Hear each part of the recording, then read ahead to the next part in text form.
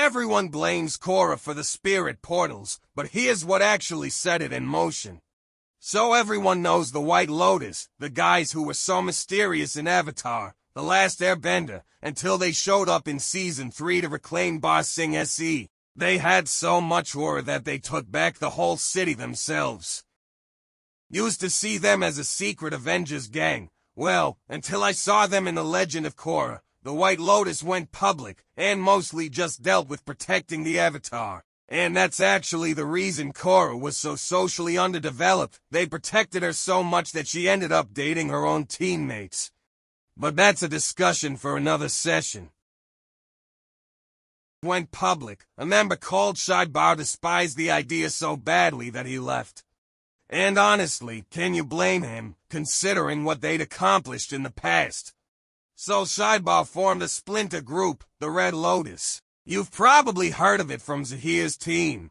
But stay with me, when Shaibar formed the Red Lotus, one of the members who joined alongside Zahir's team was Unalaq.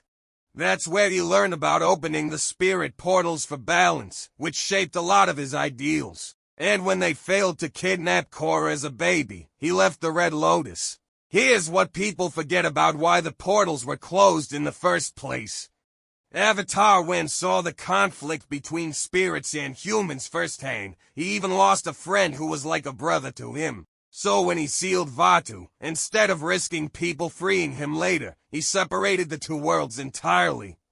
And you all know what Avatar Kuruk had to face, right?